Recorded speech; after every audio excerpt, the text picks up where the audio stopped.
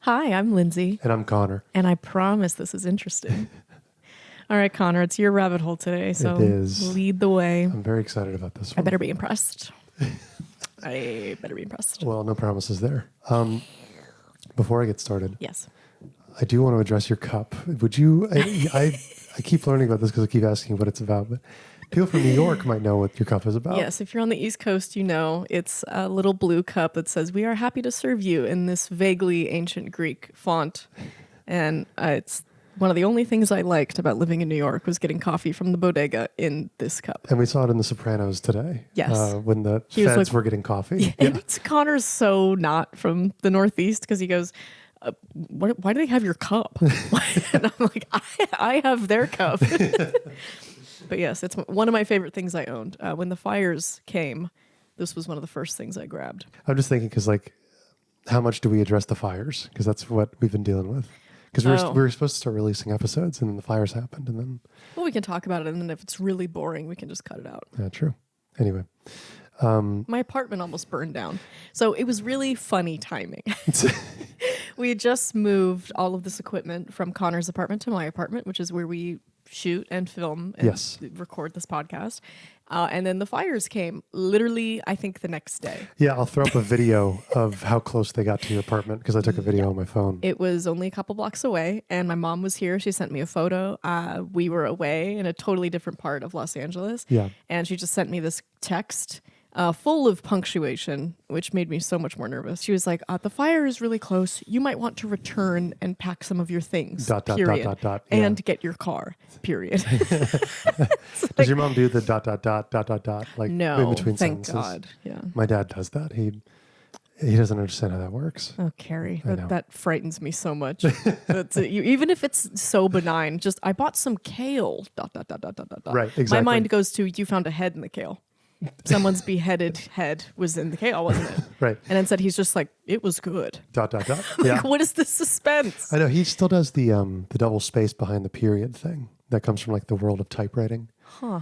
Are you aware of this? No. A lot of older generation people will just say, generationally challenged people will say, Oh, Lord. we'll do that'll a go double well. space after a period at the end of a sentence. And it just looks weird to my eye. But I'm pretty sure it comes from, I'm just riffing on this. This is not my rabbit hole, by the way. It comes from typewriting. When you would typewrite, typewriting is it's single spaced letters and things, right? It's Right. like Courier font and Final Draft, right? Yes. It's all single spaced. So the idea was that you needed that extra space to make sure that they knew when the sentence ended. Oh, interesting. And so my dad will still sometimes do. I bust his chops about it. But his mom used to be a typewriting teacher. And so he comes by it honestly, is what he says. Yeah. So it's very funny. Anyway, speaking of family, here's my good segue. What a segue that was. We got there. My topic for today is about family curses. Yes. And I promise this gets interesting, and you have no idea where I'm going with it. You're acting like I'm not aboard. I'm on the ship. We're out at sea. Goodbye, land. So let me ask you this. Do you believe in curses? No. Are you superstitious in any way? Vaguely. Vaguely. Like I have, for the last couple of years, had this fear that anything I express gratitude for will immediately be taken away.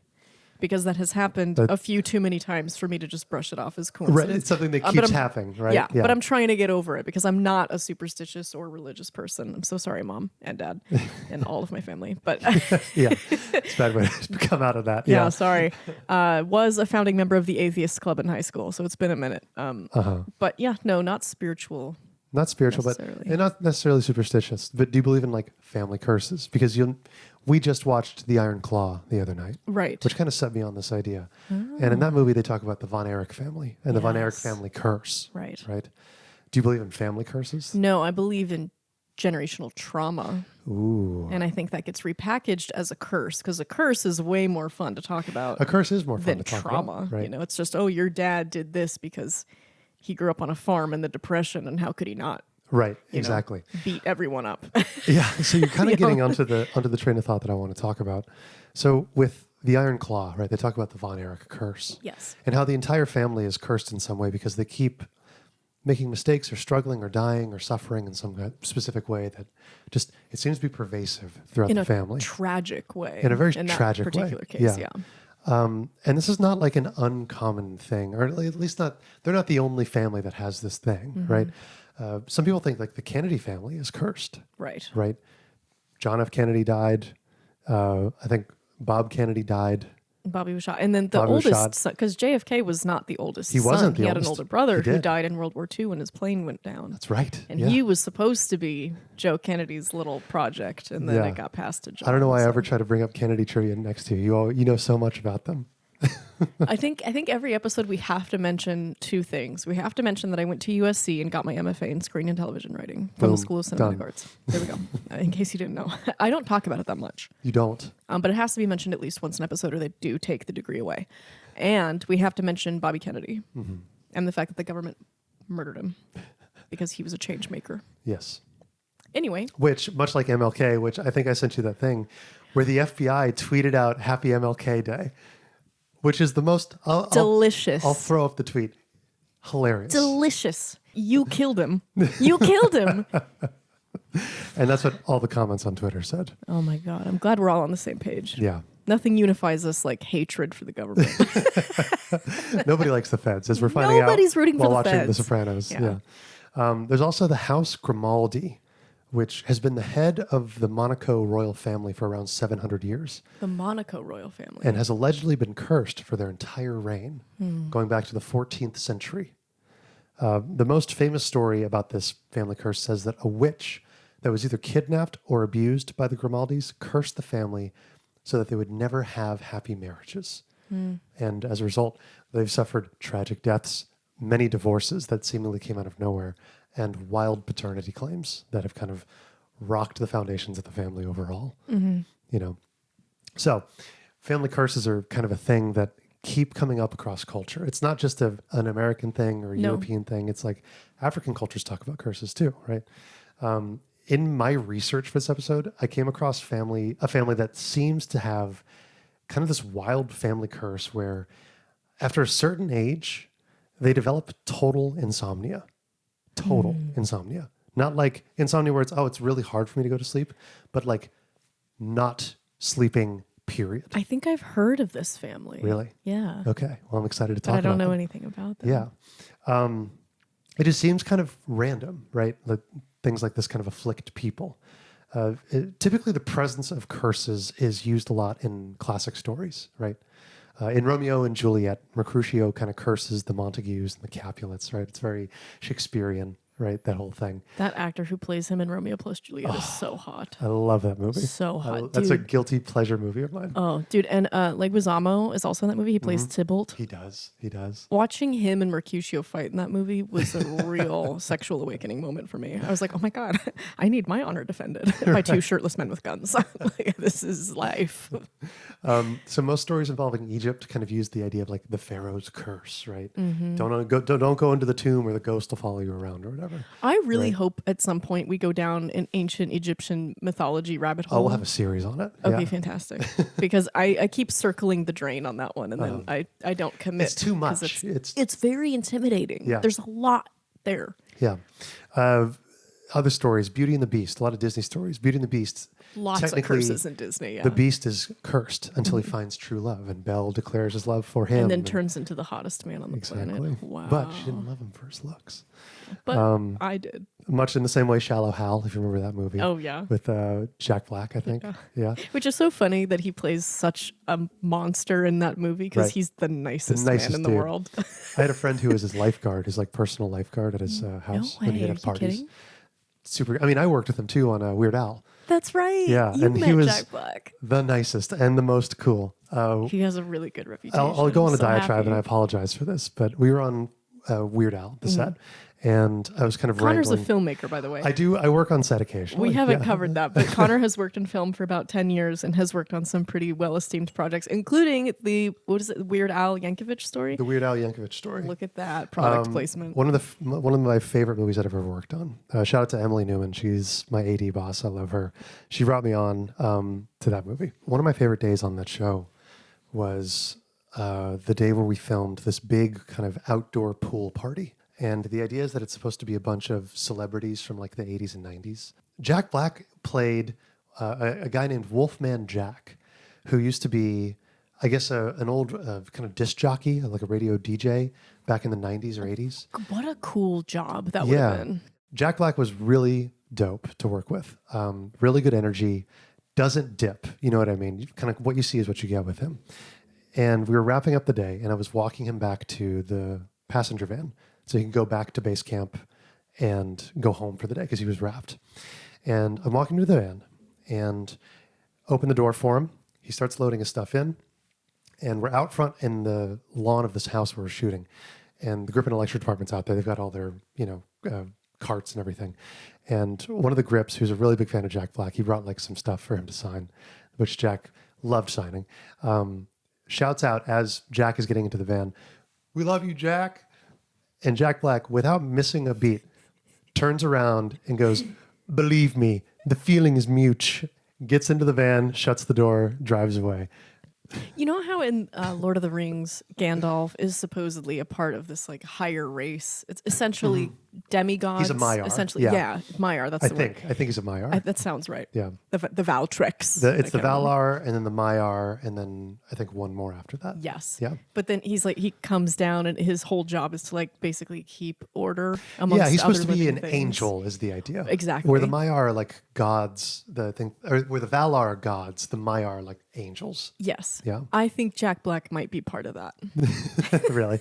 I think he's sent here just to keep the friggin' peace, man. Yeah. Just to keep the vibes kind of Keep immaculate. the vibes ascending. Anyways, that's my diatribe about Jack Black. Feeling is mute. The feeling is mutual. But yeah, Shallow Hal was a movie. Sleeping Beauty, also another Disney story, also includes a curse. She's cursed.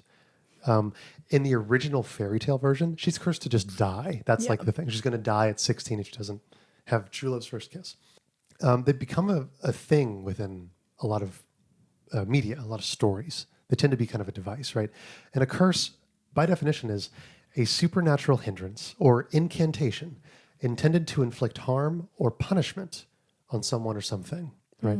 Punishment being the operative word there. It's typically something that somebody else will put onto somebody. Right. For the sake of, you've done wrong to me, you've wronged my family, you've wronged me, and now you and your family will have to pay for it. Right. Like Maleficent did not get invited to a baby shower, and so therefore she cursed the baby. Exactly.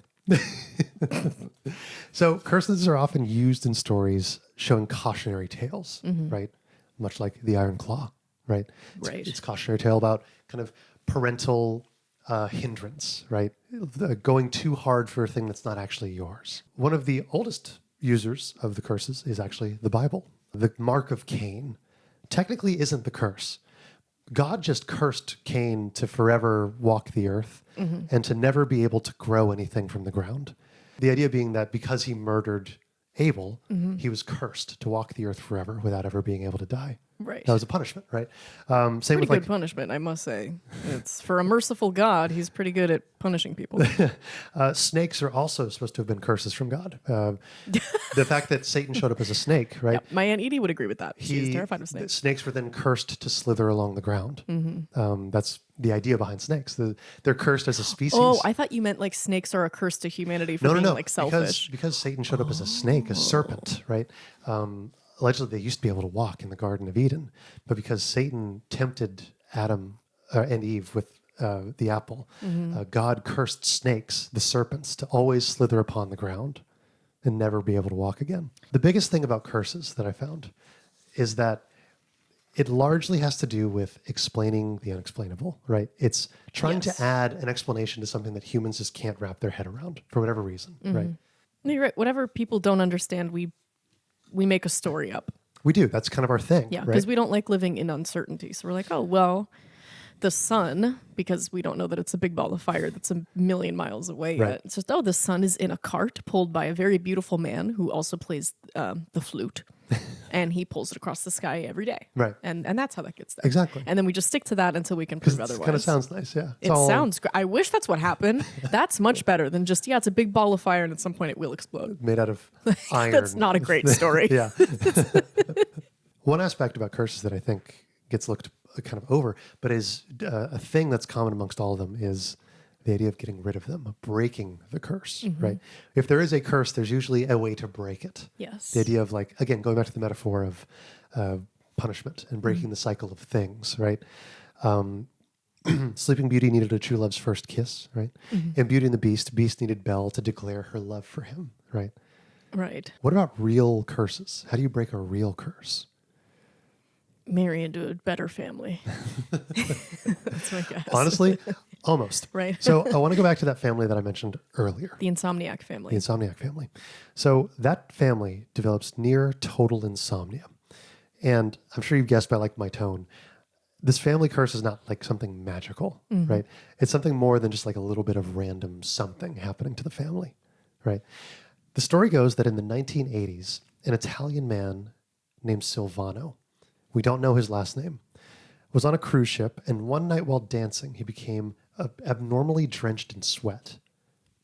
He went to the restroom to check himself out and found that his pupils had shrunk down to pinpoints. Ooh. And his eyes had kind of become glassy. Yikes, Right. dude. And he knew that the same thing that had happened to his father and his two sisters was happening to him. It's something that he knew about. So he goes to the University of Bologna in Italy and approaches the sleep study unit. And he basically walked in and said, I know for a fact that I'm going to stop sleeping. And in the next 9 months, I'm going to be dead. And the researchers kind of freaked out. They're like, wait, what are you talking about? Like, why do you think that? Well, how can you be sure that that's what's going to happen?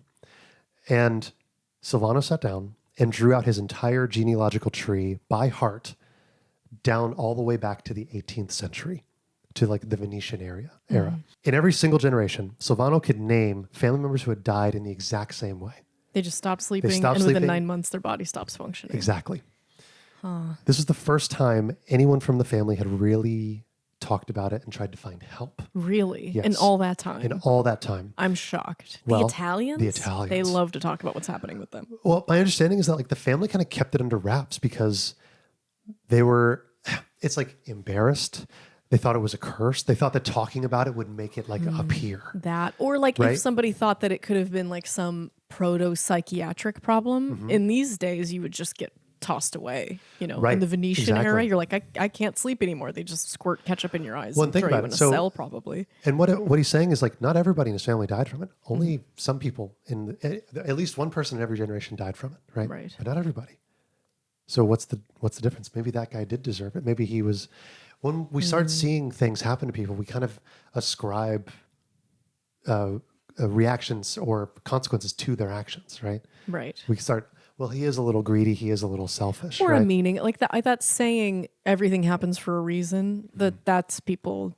That's how we cope with Exactly. the awful things that happen to us. It's like, Exactly. well, it happened for a reason. And then you search for the silver lining or you search for what made you different. Right. So I can totally imagine a family where you know about your uncle and your great aunt, and they all had this thing where they both had this thing where they stopped sleeping and died, and your parents warn you. It's like, don't talk about it or else you'll get it. Like, be good. It's kind of like their version. It's a really messed up version of like Santa Claus, right? It's like he's always watching. Like, Yeah. Or it's like the reason people whisper cancer is because if you say it too loudly, it might Right. hear you and come into the room. or like the entertainment industry. We don't say good luck. We say That's break true. a leg. Yeah. Right. Unfortunately, just as he predicted, Silvano did end up dying a few years later. But he donated his brain to science. What'd they find? Well, What'd they find in that before beautiful we get Italian into brain? that, Oh, I want to give you a quote okay. from Arthur C. Clarke, who is a science fiction author. And he goes, magic is just science that we don't understand yet. Again, going back to what we're talking about. People don't really know what's going on.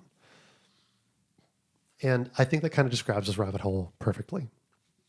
Because this is a family curse, right? But it isn't magic. It's scientific in nature. Right. Yeah. It turns out that Silvano and his whole family have a genetic disease that's been passed down through the family for generations. So genetic diseases are the closest things to family curses that we kind of have. Right. Right. Yeah. I found out that albinism is technically a genetic disease. Yeah. Oh, yeah. Yeah. Yeah. I didn't know it was genetic. I thought it was just like a random thing that could happen to people. No, I think it's a cell mutation, but like most cell mutations or diseases, if your parents have it, you are much more likely to have it. Right, exactly. So albinism, Marfan syndrome, Huntington disease, these are all genetic diseases that happen and get passed down, right? They're not always life-threatening, but a lot of them can be, right? The curse that Silvano and his family had is a disease that eventually became known as fatal familial insomnia.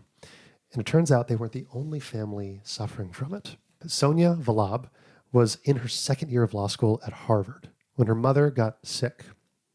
Unbeknownst to her, she had similar symptoms to Silvano, right? Sweaty, pinprick eyes, glassy. Okay. Started dealing with, I think, problems with their like kind of stomach, constipation, that kind of thing. And was she familiar with this? Had this happened to other people in her family I think before? so, yes. Okay. So her mother ended up passing away that December, that same year. That's how quick it goes. Wow. And when Sonia's family got the autopsy of her death, they found out it was fatal familial insomnia.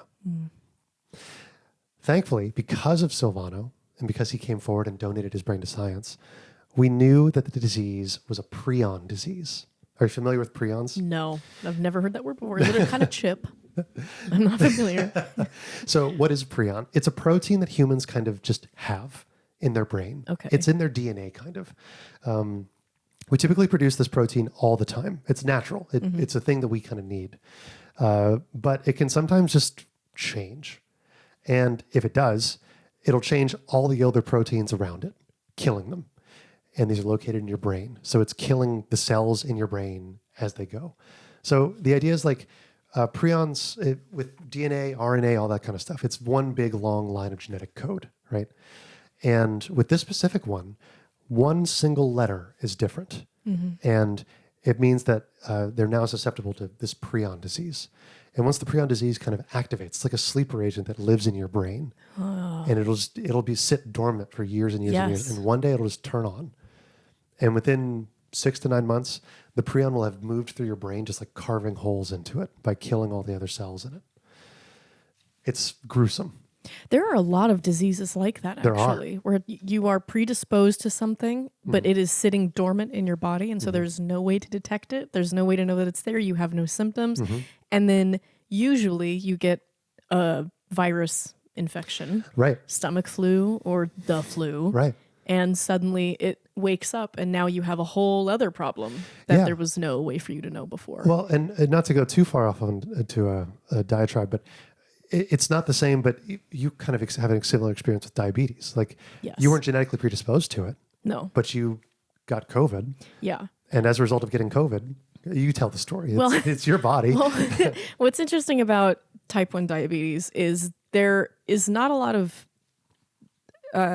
scientific research that backs up there even being a genetic predisposition. But it's funny, you can look at some families, it's like dad has type 1 and then all 3 kids have type 1 diabetes too. Which, just to point out, I don't think we said it on the show, you have type 1 diabetes. I have type 1 diabetes. Yes. And I went to USC and I have my MFA in screen and television writing.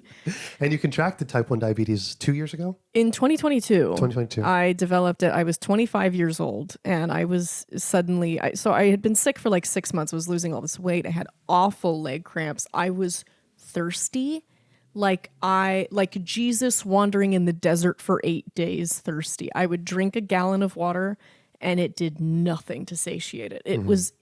That was the most insane part of it. And of course I was peeing every 30 seconds. So all of this is going on. I'm losing a bunch of weight. And then I go into a coma and I'm in a coma for 2 days. I'm in the hospital. I wake up and they tell me that I have juvenile diabetes. I am 25 years old. I wear a 32B bra. What do you mean I have juvenile diabetes? And they said, well, we don't really know what causes it. It's not very well understood. It's not like type 2 diabetes, which does have a very strong genetic component to it.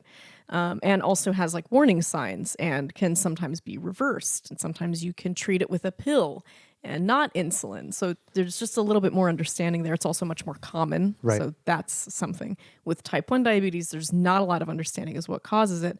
But we do know that it can be triggered by viral infections. And exactly 6 months before my coma, I contracted COVID from a very loving ex-boyfriend. And and then I had diabetes, and now I have type 1 diabetes. And now you have type 1 diabetes. And they don't know, obviously I was genetically predisposed to type 1 diabetes, but no one in my family has it. and my family is huge. And they all talk about their problems pretty openly. Right, so so I you'd think we'd know yeah. if there was another diabetic in the family. But it was just sitting there waiting Yeah. for something to And trigger just it. when the domino falls, it just kind of goes. Yeah. And now you've got type 1 diabetes, and Nick Jonas is your guy. He's the only famous guy. I remember Yeah. looking up like what famous people have type 1 diabetes. I was looking for some inspiration, and Nick Jonas was the only one who came up. It's him and Supreme Court Justice Sotomayor. Yeah. Sonia Sotomayor and That's Nick all we Jonas. got. That's it. Everybody else is Which like honestly, Nick Jonas isn't a bad spokesperson. no. Honestly. I'm glad we have him. If it was just Supreme Court Justice Sotomayor, I might be, less excited. No offense, but she's a politician, so it's a little less exciting than a pop star. Right. So other types of prion disease. This is interesting because I've known about prion disease. I know what it is generally. There's chronic wasting disease, which exists mostly in like elk and deer and kind of bovine ungulates that live in the woods. Right? This is when like they stop eating and they literally waste away. Yes. And again, because their brain is full of holes and they Yeah. just like walk around like a zombie. They used to think like there were people like hunters who talked about it where they thought that the deer were like zombies. They literally look dead walking Yeah. around, God, that's spooky. Mad cow disease is another prion I was disease. just about to ask about mad cow disease. I went to college with a girl who was so terrified of mad cow disease that she cut out all dairy. It's terrifying. Yeah. That's the thing. This is not funny, but it is kind of interesting. So my dad was a farmer. He was a cattle rancher. Angus. Angus. I know my last name's Angus, and I come from a long line of Canadian cattle ranchers. Yes. And my dad talked about it. It's like you never knew when the farm would have a windfall, right? Because farms don't make a lot of money. No. No, They make 10 cents a year. exactly. Well, it's like my dad told me that my grandpa Angus would would be claimed as a dependent on his wife's taxes, my grandma's taxes, because she was a teacher. She was a public school teacher, and she was And claiming she was the moneymaker. and she in was that. claiming my grandpa on her taxes. Oh, brother. Hilarious. Life But- on this planet is hard. But my dad would say things like, because the price of goods, specifically cattle and grain, goes up and down. It fluctuates like the stock Constantly, market. Right? yes. What causes that? Well, a lot of factors: bad harvest, crop disease, or in the case of cattle, mad cow disease. Yeah. Think about what we're doing with the price of eggs right now. Right, 'cause of Avian bird flu's flu. been kind of going through. Right. And so my dad would talk about it's like, oh, there was an outbreak of mad cow in Saskatchewan. We're in Manitoba. Our cows aren't touched. We get new skates for Christmas. Right. Right? Yeah. Farm has a bit of a windfall. It's kind of sad when you think about it because like mad cow is not a pretty disease, but No. where there's suffering, there's people who also get to benefit in some Right. regard, right? Basically, as these prion diseases progress, they bore holes into the brains of their victims. Again, like I said, Take me out. Basically, when they look at the MRI of a brain that has had a prion disease, it looks like Swiss cheese, straight up. Put me in the ocean. Yeah. Let me turn into salt. Let me go.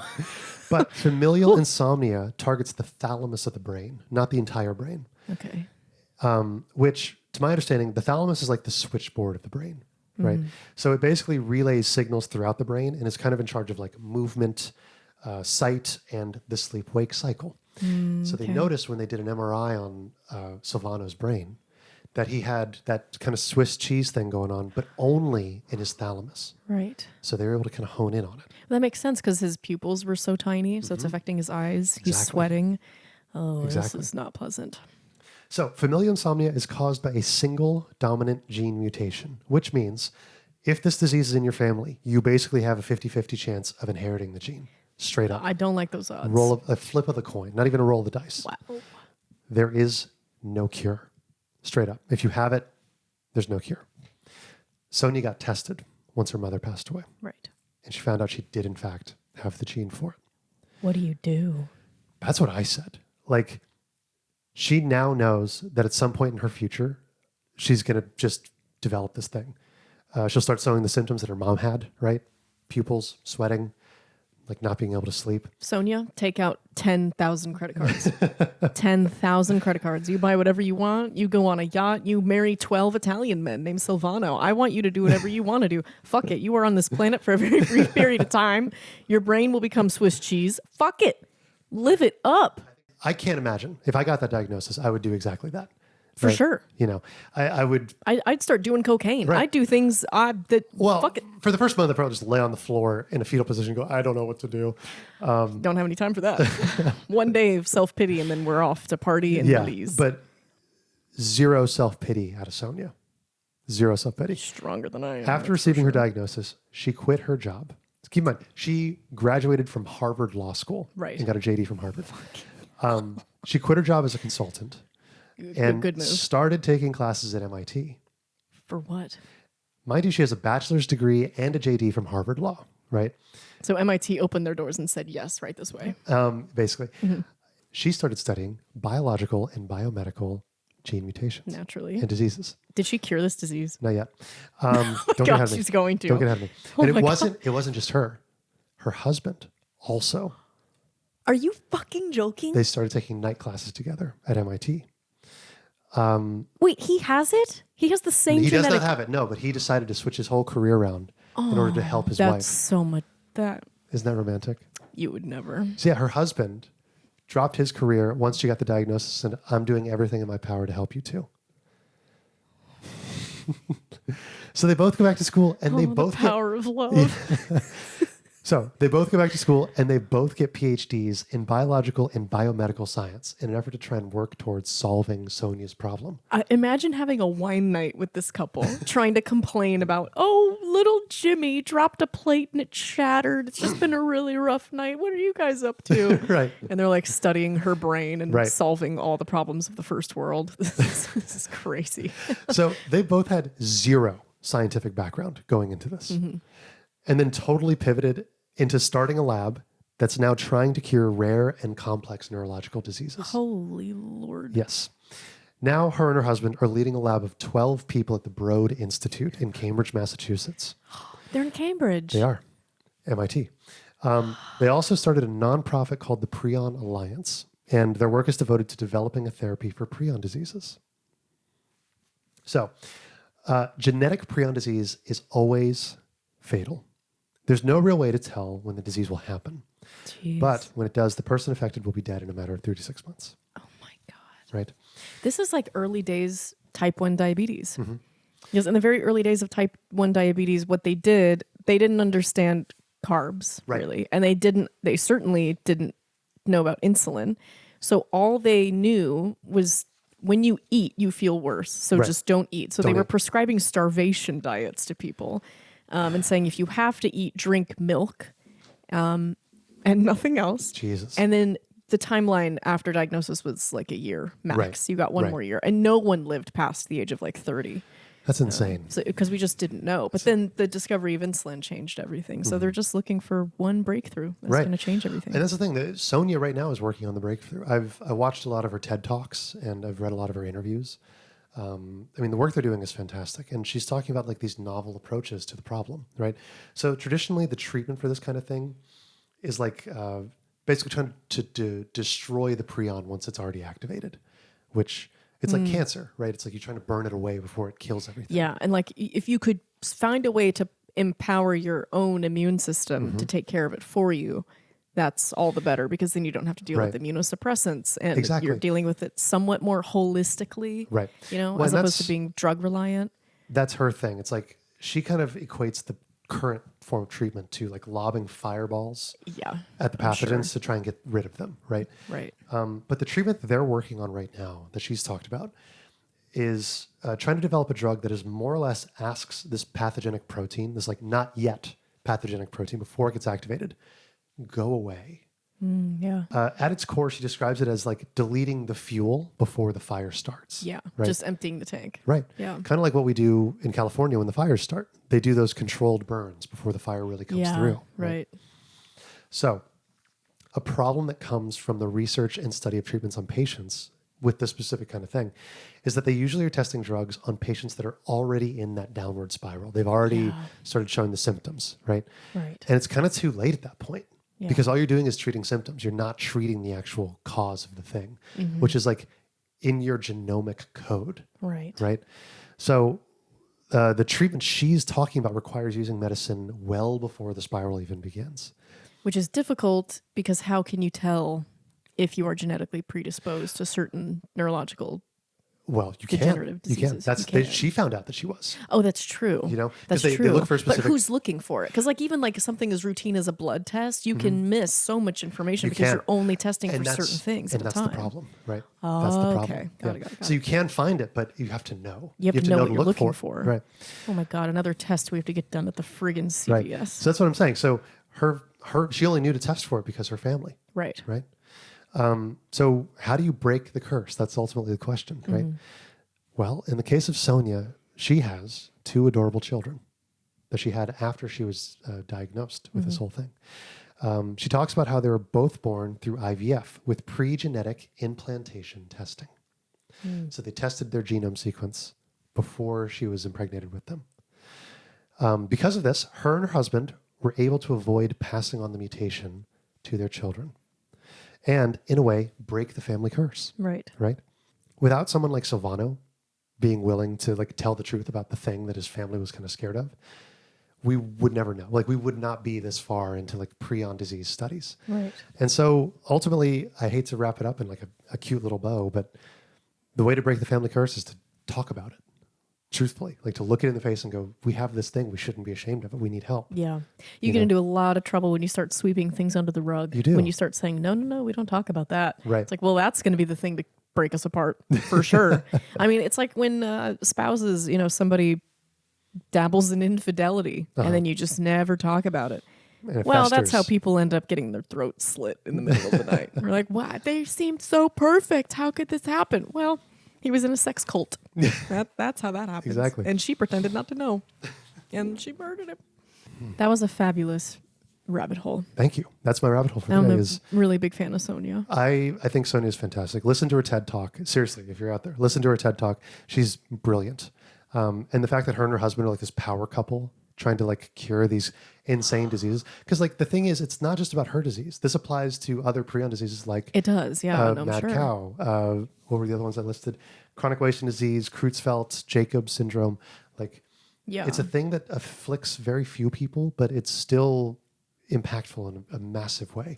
Yeah. And you also have to think about the ripple effect. If it affects one person, it affects their entire network. Exactly. Sonia's mother dying didn't just affect Sonia, but I mean, look at what effect that had on Sonia's life. Exactly. And therefore her husband's life, and therefore her children's lives. It's like that one death affects generations of people. Yeah. So if one prion disease affects a couple thousand people, that basically affects all of us. It does. So it does. But yeah, that's my rabbit hole opinion. is family curses and genetic diseases. So that's fabulous. I don't know what I was expecting, but it was not this. All right. I'm Lindsay. And I'm Connor. And I told you this would be interesting. Thank you so much for joining us on this one. And thank you, Lindsay, for listening to my rabbit hole. I love listening to you talk about anything and everything. So that's why we started the podcast. It is. And we will be back next week with your rabbit hole, which I'm very excited to hear about. I'm also very excited to hear about it. Do you want a hint? I do want a hint. Yeah. Mustache. Mustache. No. I don't know what that means, but I hope to find out soon. Yeah. All right. Anyway, I'll see you next week. Bye, guys. Bye. Bye, Connor. I'll see you in 2 seconds.